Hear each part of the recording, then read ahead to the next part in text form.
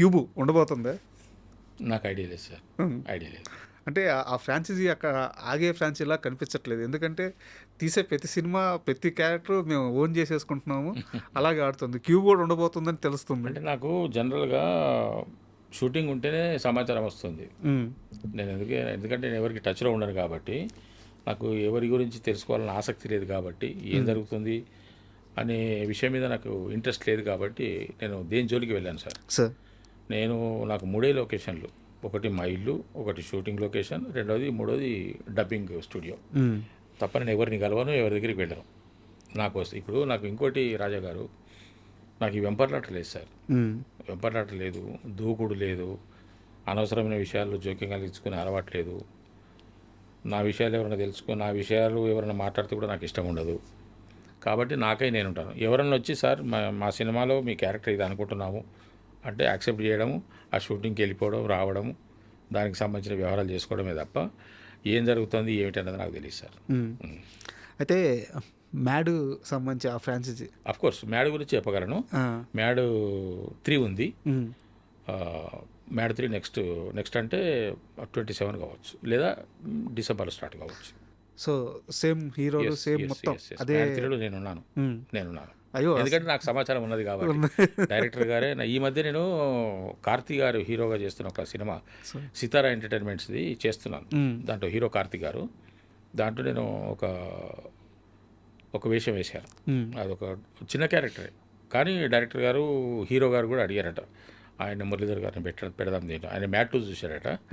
Mat 2 చూసి ఆయన పెడదాం దీంట్లో అని చెప్పేసి ఒక క్యారెక్టర్ కోసం వెతికితే పెద్ద క్యారెక్టర్ ఏం దొరకకపోతే పర్లేదు, నేను అన్నగా చెప్పుకుంటా అని చెప్పేసి 4 డేస్ క్యారెక్టర్ మాత్రమే ఇచ్చారు. చెప్పారు నాకు డైరెక్టర్ గారు, అన్న దీంట్లో వేరే పెద్ద క్యారెక్టర్ లేవు, ఓన్లీ 4 డేస్, నాకు నువ్వు ఏది ఇచ్చినా సరే అన్నాను. అప్పుడు చెప్పారు. అంతకుముందు కూడా మ్యాట్ 2 అప్పుడు చెప్పారు, అన్న మ్యాట్ 3 ఉంటుంది, అది మీకోసమే రాస్తున్నాను అన్నారు. Mat 3 is there.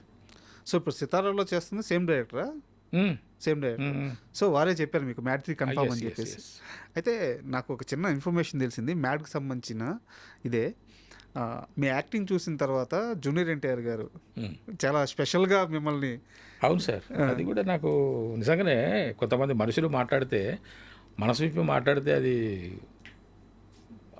ఒక మంచి భగవద్ అనుగ్రహం అనిపిస్తుంది నాకు. ఎన్టీఆర్ గారు కూడా అదే మాట అన్నారు. ఒక్కసారి అది చెప్పండి సార్, ఏం జరిగింది అసలు? నేను లేను సీన్లో. మీ గురించి చెప్పడం అంట. అంటే ఆయన స్పీచ్, ఆయన స్పందన తెలియజేస్తూ సీన్ గురించి, వాళ్ళ బావమరిది గురించి, హీరో గురించి, ఇంకా మిగతా హీరోల గురించి మాట్లాడుతూ ముఖ్యంగా ఈ సినిమాలో చెప్పాల్సింది ఏంటంటే, అది ఫాదర్ క్యారెక్టర్ వేసిన, ఆయనకు పేరు గుర్తు రాలేదు, ఫాదర్ క్యారెక్టర్ వేసిన మురళీధర్ గౌడ్ గారు మీరు ఇచ్చిన కంట్రిబ్యూషన్ చాలా గొప్పదండి ఈ సినిమాకి, మీరు చాలా చెప్పారు. అది నాకు చాలామంది ఫోన్లు చేసి చెప్పేంత వరకు నాకు తెలియదు. ఆ తర్వాత చూశాను. ఆయనకు నా ధన్యవాదాలు. ఎప్పుడైనా కలిసారా? అదే మీతో వచ్చిన సమస్య అదే కదా. ఇప్పుడు అంత పెద్ద హీరో అంత మంచిగా పొగిడినప్పుడు ఎవరైనా ఏ నటుడైనా వెళ్ళి కలుస్తాడు. అదే నాకు ఉన్నటువంటి వీక్. అంటే కలిస్తే ఏమనుకుంటారో భయం సార్ నాకు. ఎందుకు అనుకుంటారు సార్? అట్లా అనిపిస్తుంది నాకు. నేను ఎవరితో ఇంటర్వ్యూ ఒక 2 years బ్యాక్ నాగేంద్ర కుమార్ గారితో, పసుమర్తేనా నాగేంద్ర కుమార్ గారితో చేస్తున్నప్పుడు ఇది మురళీధర్ గారు, అది మీకు డెఫినెట్గా నేను చెప్తున్నాను, అది మీకు మైనస్. మీరు ఖాళీగా ఉన్నప్పుడు ప్రతి ఆఫీస్కి వెళ్ళండి, అందరినీ కలవండి, జస్ట్ వెళ్ళి హలో చెప్పినండి, మీకు ఉన్న తప్పేమిటి, మీరు వెళ్ళి రావాలండి, అది లేకుంటే మీకు నష్టం అండి అన్నాడు ఆయన పాపం ప్రేమతో.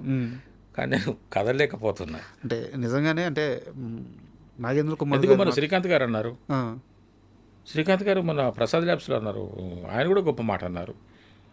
చాలా గొప్ప నటుడు అండి, మంచి నటుడు, మంచి టైమింగ్ ఉన్నటువంటి నటుడు. మీరు ఏదైనా ప్రమోషన్ ఉంటుంటే నాకన్నా కూడా ఇంకా ఆయనతోనే ఎక్కువ తీసుకోండి, సినిమాలో సీన్స్ కూడా నాకన్నా ఇంకా ఆయనకే ఎక్కువ పెట్టాడని నేను అన్నాను అని ఎవరైనా అంటారా సార్? అంతే కదా. అలాగా ఇప్పుడు నాకు వచ్చిన ప్రశంసలు మన బాలకృష్ణ గారు, తారక్ గారు, శ్రీకాంత్ గారు, ఇంకా చాలామంది మనసులో నేనున్నాను. మొన్న 13వ తారీఖు నాడు చిట్టిబాబు గారు, రాజ్బాబు గారు తమ్ముడు చిట్టిబాబు గారు ఒక సినిమాలో చేశాం. నినాగా మొన్న ప్యాకప్ అయిపోయింది, అందరు వెళ్ళిపోతున్నారు, సార్ అక్కడ కూర్చున్నారు, కారు వస్తున్నది, అక్కడ కూర్చున్నారు. నేను వెళ్ళి సార్ వెళ్తున్నానని చెప్దామని వెళ్ళాను. వెళ్తే ఆయన పాపం ఆశీర్వదించారు, చాలా గొప్పగా ఆశీర్వదించారు. సార్ అది మనసులోంచి వచ్చిన మాట. నేను కోరుకున్నది కూడా కాదు. కానీ ఆయన అంటే మా సీన్లో నేను చేసిన పర్ఫార్మెన్స్కి ఆ సీన్లో ఆయన ఉన్నారు. తనికెళ్ళ భరణి గారు, ఆయన, నేను ఉన్నటువంటి సీన్ అది. ఆ సీన్లో నా పర్ఫార్మెన్స్ చూసిన తర్వాత ఆయన అనుకున్నారేమో, కనిపించాను కాబట్టి అప్పుడు చెప్పారు. ఆయన ఆశీర్వదించారు సార్. మిగతా వాళ్ళేమో అది ఇది అని అన్నారు, ఈయన ఏకంగా ఆశీర్వదించారు. సార్ ఇదే కదా మీరు కోరుకున్న గౌరవం కానీ అన్న జీవితం కనిపిస్తుంది, కానీ అప్పుడు ఇదే అనిపిస్తుంది. కదా. నిజంగా భగవంతుడు నాకు ఎంత అనుగ్రహించాడు, నాకు ఎంత గొప్ప వరం ఇచ్చాడు అని అనిపిస్తుంది సార్. పెద్ద పెద్ద వాళ్ళు వీళ్ళందరికన్నా ముందు, అంటే నేను వీళ్ళందరికన్నా ముందని ఎందుకు అనాల్సి వస్తుందంటే, వేషాల కోసం వెతుకుంటున్న పరిస్థితుల్లో నాకు వినవయ్య రామయ్య అనేటువంటి సినిమాలో, సింధురపుర కృష్ణారెడ్డి గారి సినిమాలో నేను ప్రకాష్ రాజ్ గారి పక్కన క్యారెక్టర్ నాది. ఆ సీన్ అయిపోయిన తర్వాత ఆ సీన్లో రమాప్రభ గారు ఉన్నారు, తులసి గారు ఉన్నారు, రామరాజు గారు ఉన్నారు, హీరో గారు ఉన్నారు, హీరోయిన్ గారు ఉన్నారు. నేను మేము చిన్న కంపెనీ ఆర్టిస్ట్, మేము ఒక పెళ్ళి కొడుకు బ్యాచ్ అనమాట. మేమందరం అన్నోన్ పర్సన్స్. వీళ్ళందరూ పెద్ద, తులసి గారు, రామప్రభ గారు, గౌర, వీళ్ళందరూ ఉన్నారు. సీన్ అయిపోయింది. మధ్యాహ్నానికి కొడారి గారు వచ్చేసి, మురళీధర్ గారు మీరు సీన్ అయిపోయింది, మీరు కాస్ట్యూమ్ చేంజ్ చేసుకొని భోంచేసి మీరు బయలుదేరవచ్చు అని చెప్పారు. అప్పుడు నేను కాస్ట్యూమ్ చేంజ్ చేసి, అంతకుముందు దోవతి, ఈ లాల్చి పైన కండువ, పెళ్ళికి చూపులకు వెళ్తాం కదా, అది వేసుకొని ఉన్న నేను, సరే సార్ చెప్పారు కదా అని చెప్పేసి డ్రెస్ చేంజ్ చేసేసుకొని ప్యాంట్ షర్ట్ వేసేసుకొని భోజనం చేసేసి, ఇంకా మా లగేజ్, నా బ్యాగ్ ఉంటుంది కదా, బ్యాగ్ తీసుకొని పోదామని అది శంషాబాద్ దగ్గర తీశారు. సార్ లోకల్ అయితే నేను నా స్కూటర్ మీద వెళ్ళేవాడిని. ఆ రోజు వాళ్ళే పికప్ చేసుకున్నారు. నా లగేజ్ తెచ్చుకుందామని చెప్పేసి నేను లోపలికి వెళ్తున్నాను. అదొక వరండా, అందరూ భోజనాలు చేశారు, రెస్ట్ తీసుకుంటున్నారు. నేను నా లగేజ్ కోసం అటు వెళ్తున్నాను. అక్కడి నుంచి రామాప్రభ గారు వస్తున్నారు. నాకు సినీ రంగంలో దొరికిన మొట్టమొదటి అద్భుతమైన గొప్ప ఆశీర్వాదం రమాప్రభ గారిది. ఇంత గొప్ప నటి నుంచి ఏం చెప్పారు సార్? ఆవిడ ఇట్లా వస్తున్నారు, నేను అలా వెళ్తున్నాను. పెద్ద ఆవిడ మనం ఇట్లా పలకరిస్తాం సార్, ఆవిడెవరు మనమెవరు అని నేను పక్కన ఇట్లా ఒదిగి పక్క నుంచే పోతున్నాను. మేడం వస్తాను, ఇట్లా వచ్చేసి, బాబు నువ్వు ఇందాక పెళ్ళికొడుకు?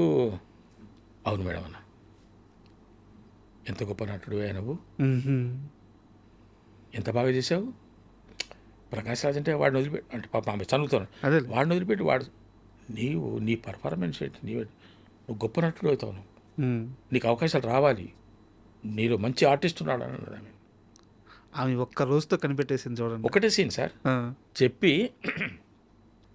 ఇట్లా మాట్లాడుకుంటున్నాము. ఆమె అసిస్టెంట్ వచ్చాడు వెనకల్నే, అరే ఇట్లా అన్నది. ఇందాక నేను తులసితో ఏం చెప్పాను చెప్పు ఒకసారి అన్నది. అది అనుకోకుండానే తులసితో నేను మాట్లాడుతూ ఈయన గురించి నేను ఏం చెప్పాను ఒకసారి చెప్పు అంటే ఆయన అంటున్నాడు, అరే ఆ పెళ్లి కొడుకు తను చాలా బాగా చేశాడే, చాలా గొప్ప ఆర్టిస్ట్ అయినా అని చెప్పింది సార్ అని అతను అంటున్నాడు. అలాగా నాకు మొట్టమొదటి ఆశీర్వాదం దొరికింది, ఒక మంచి మెప్పు దొరికింది రామాప్రభు గారి నుంచి.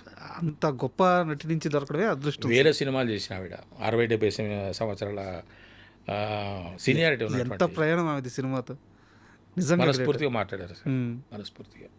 నన్ను ఎవరు ఆశీర్వదించినా, నన్ను ఇష్టపడే వాళ్ళు, నన్ను నా యొక్క ప్రవర్తన నచ్చిన వాళ్ళు మనస్ఫూర్తిగా ఆశీర్వదిస్తారు సార్. సార్ కల్మషం లేకుండా తెలుస్తుంది కదా సార్ మనకు, వాళ్ళ కళ్ళ కానీ వాళ్ళ హావభావాలు కానీ మనకు తెలిసిపోతుంది. అంతే కదా, పర్ఫెక్ట్గా ఆశీర్వదిస్తున్నారు. సూపర్. అదే మనిషికి కావాల్సింది. అయితే ఒక చిన్న డౌట్ సార్, ఇప్పుడు తెలంగాణ నేపథ్యం, ఇప్పుడు అంటే ఇప్పుడన్నా ఈ మందు విందు ఇట్లాంటి ఒక ఆనందంగా గడిపే అలవాటు ఈ సమాజంలో, అంటే ఆ ప్రేమ వచ్చినా అలాగే ఉంటుంది, సంతోషం వచ్చినా అలాగే ఉంటుంది. సో మీ సంతోషం ఎలా ఉంటుంది? నాకు సంతోషం వచ్చినా దుఃఖం వచ్చినా నేను నాలో నేనే ఉంటాను, కానీ ఈ పార్టీలు చేసుకోవడాలు, తాగడాలు, తినడాలు నాకు అలవాట్లేదు సార్. అసలు తాగరా? ముందే అలవాట్లేదు? కళ్ళు తాగుతాను. కళ్ళు అంటే సరదాగా, అంటే దాన్ని ఒక మందు రూపకంగా తాగుతాను, టానిక్ లాగా తాగుతాను. కళ్ళు కానీ నీర కానీ. నేను అవుట్డోర్ షూటింగ్స్కి వెళ్ళినప్పుడు మన వాళ్ళు సరదాగా పార్టీలు చేసుకుంటారు కదా, నేను మా మేనేజర్కి కానీ లేకుంటే నాకు అక్కడ నేను లోకల్కి వెళ్తే మా కులస్తులు కూడా కనిపిస్తుంటారు. కనిపించి అన్నా నేను ఫలానా అని చెప్పేసి అంటే బాబు మరి మన కళ్ళు కానీ ఎవరండి వీరైతే నీర లేకుంటే ఒక మంచి ఫ్రెష్ కళ్ళు తెప్పించానంటే వాళ్ళు తెప్పిస్తారు. నేను నా రూమ్లో వాళ్ళతో పాటు కూర్చొని తాగేస్తాను. నల్లిపోక్కలు పెద్దగా లేస్తాయి. లేదు సినిమాలో కానీ బయట లేదు, నాకు పెద్ద ఇంట్రెస్ట్ సార్. తక్కువ. సార్ ఓవరాల్గా ఫైనల్ క్వశ్చన్ సార్, ఈ మొత్తం ప్రయాణంలో సినిమా ఇండస్ట్రీలోకి రావాలనుకున్నారు, వచ్చారు, స్టార్ అవ్వాలనుకున్నారు, అయ్యారు. స్టార్ అని కాదు కానీ సార్, గొప్ప నటుడు అవ్వాలనుకున్నారు. నేను గొప్ప అని కూడా నేను ఇప్పుడు చెప్పాను, ఒక నటుడు అని అయితే అనిపించుకుంటున్నాను. నాకు మంచి మంచి పాత్రలు మీరు రావాలి. ఆ స్థాయి దాటి వేరే స్థాయికి ఎప్పుడో వెళ్ళిపోయారు. ఇప్పుడు ఒక స్టార్డమ్ మీకు వద్దన్నా సరే వచ్చే మీ చుట్టూ ఒక స్టార్డమ్ వచ్చేసింది సార్. సో మంచి సినిమాలు పడుతున్నాయి. లైఫ్ పట్ల ఇప్పుడు మీకున్న ఆ ఫీలింగ్ ఏంటి? మీ లైఫ్ పట్ల నాకు ఇంకా మంచి మంచి పాత్రలు చేయాలని సార్. ఆ కసి ఉంది ఇంకా. అసలు కసి తగ్గలేదు సార్ నాకు. కసి నన్ను కొంతవరకు ఆ కక్ష, ఆ మంచి పాత్రల కక్ష ఏదైనా ఉంది అని అంటే ఆ మంచి పాత్రల కక్షలోకి వెంకటరామయ్య గారి తాలూకా ద్వారా అడిగేస్తున్నా సార్. ఇంకా నా ప్రయాణం ఇంకా ముందుకు సాగాలని. సో ఇది మురళీధర్ గౌడ్ 2.0 అనుకోవచ్చు. మంచి పాత్రలు రావాలి. మంచి పాత్రలకి సినిమా పాత్రలు వేయడం, సినిమా నటులు సినిమాలో యాక్టింగ్ చేయడం వేరు సార్. కానీ నిలిచిపోయే పాత్రలు, కదిలించే పాత్రలు, ఒక ఉద్వేగభరితమైనటువంటి పాత్రలు, పౌరుషానికి పాత్రలు, ఛాలెంజింగ్ పాత్రలు రావాలని నా కోరిక. బట్ ఇదే సమయంలో కమర్షియల్గా కూడా ఆలోచించాలి కదా. సో ఇప్పుడు మీకు కమర్షియల్ సినిమాల్లో ఉంటాయి కదా సార్. కమర్షియల్ సినిమాలు కాదు నేను అడుగుతుంది, పేమెంట్స్ గురించి అడుగుతుంది. సార్ పేమెంట్స్ విషయంలో మనస్ఫూర్తిగా హ్యాపీగా ఉన్నారా? అంటే రావాల్సినంత రావట్లేదు, ఇవ్వాల్సినంత ఇవ్వట్లేదు. ఇంకా వాళ్ళు అడగాల్సినంత కూడా అడగట్లేదు అంటగా. ఇంకా ఏం చేస్తాం సార్. ఇప్పుడు నా దగ్గరికి వస్తున్న వాళ్ళు ఆ బడ్జెట్లు లేరు. వాళ్ళు ఏదో పాపం ఒక సినిమా తీయాలనే తపన, నాకున్న తపననే వాళ్ళకున్నది. నాకు ఒక మంచి పాత్ర పోషించాలనే తపన నాకెలాగ ఉందో, ఒక సినిమా తీయాలనే తపన ఒక దర్శకుడికో, ఒక రైటర్కో, ఒక ప్రొడ్యూసర్ గారికో ఎవరికో ఉంటున్నది. ఇక దాన్ని బట్టి వాళ్ళు సార్ మీరు మిమ్మల్ని నమ్ముకున్నాం సార్, మీరే రాసుకున్నాం సార్, మీరు చేయాలి సార్ అంటే కాదమ్మా మరి మీరు మరీ ఇంత అంటే ఎట్లా అని చెప్పేసి అంటుంటే ఇక చూడండి సార్ అంటారు. అదే నాకు తెలిసింది ఏంటంటే ఒక్క రోజుకి ఇంచుమించు ₹1,00,000 దాకా తీసుకున్న మురళీధర్ గౌడ్ మళ్ళీ సైమల్టేనియస్గా అదే సమయంలో వేరే సినిమాలకి వాళ్ళకి దగ్గర బడ్జెట్ లేవనో, చిన్న సినిమాలను దాంట్లో చాలా తక్కువ పర్సంటేజ్ అంటే ఆల్మోస్ట్ హాఫ్ కూడా తగ్గించేసుకొని సినిమాలు చేసిన రోజులు కూడా ఉన్నాయని చెప్పి తెలిసింది. అంటే నిజమే కదా. అట్లా ఏమో సరే, కమర్షియల్ గురించి మనం బయట చెప్పడం కరెక్ట్ కాదు సార్. సో అంటే మీ మొత్తం జర్నీ కూడా చాలా ఇన్స్పిరేషన్గా ఉంది సార్. ఎందుకంటే లైఫ్లో ఎప్పుడెప్పుడు ఏ బాధ్యతల్ని నిర్వర్తించాలి, మన గోల్స్ని ఎలా రీచ్ అవ్వాలి. సో ప్రతి ఒక్కరికి మీ లైఫ్ ఒక లెసన్ లాంటిది. సో ఇక్కడి నుంచి మీరు కోరుకునే ప్రతి సక్సెస్ మీకు దక్కాలని, ఆ నెక్స్ట్ స్టెప్ కూడా చాలా గ్రాండ్గా ఉండాలని, మంచి అవి రావాలి సార్. నాకు మనస్ఫూర్తిగా కమర్షియల్ ఏమన్నా అయినది కానీ అంటే నేను కోరుకున్నది వేరు, నా గోలు వేరు, నా ఆశయం వేరు, నా ఆలోచన వేరు, నా లక్ష్యం వేరు. అంటే పాత్ర వేస్తే నాకు గుమ్మడి గారు కనపడుతుంటారు, ఒక రంగారావు గారు కనపడుతుంటారు, చిరస్థాయి మహామంత్రి తిమ్మరు చూడండి సార్. అవును, ఏం సినిమా సార్. రంగారావు గారి వేషాలు ఎన్ని చూడండి సార్. మీరు రంగారావు గారిని మీరు మైథాలజికల్ తీసుకున్నా, హిస్టారికల్ తీసుకున్నా, సోషల్ తీసుకున్నా, ఫోక్ తీసుకున్నా, అసలు సారు రంగారావు గారు వేసిన పాత్ర ఏది సార్ మనం తీసివేయడానికి? నటుడు మళ్ళీ పుట్టలేదు సార్ ఆయన. అలాగా మనం ఉండాలి, ఆ స్థాయికి రావాలి, పాత్రలు అలాగా రావాలి. నేను ఆ విధంగా కష్టపడాలి, నేను ఆ విధంగా చేసి మెప్పించాలి అన్నది నా కోరిక సార్. చాలా పెద్ద గోల్ పెట్టుకున్నారు. నటన సినిమాల్లో నటించడం వేరు సార్, నటుడిగా నటించడం వేరు. నాకు అది కావాలి సార్, అది ఉంది నాకు. సో అలాంటి క్యారెక్టర్స్, అలాంటి పాత్రలు రావాలని మనస్ఫూర్తిగా కోరుకుంటున్నాను సార్. నాకు సమయం ఇచ్చినందుకు చాలా చాలా thank you. Thank you. And for more videos, please subscribe to iDream channel. Subscribe to iDream Media. Please subscribe to iDream. Please subscribe to iDream. Please subscribe iDream. And please subscribe to iDream. For more videos, subscribe to iDream. please like, share and subscribe to the channel. Congratulations, iDream. Subscribe to iDream. Subscribe to iDream. So subscribe to iDream Media. iDream ki iDream team andarki huge congratulations. Please subscribe iDream Media. Please subscribe to iDream. Subscribe iDream. Please subscribe to iDream. iDream అంటే నా కళల channel subscribe చేసుకున్న నోరు తిరుగుతలేదు, మీరైతే గంట గుర్తు కొట్టండి. For more such videos, please subscribe to iDream.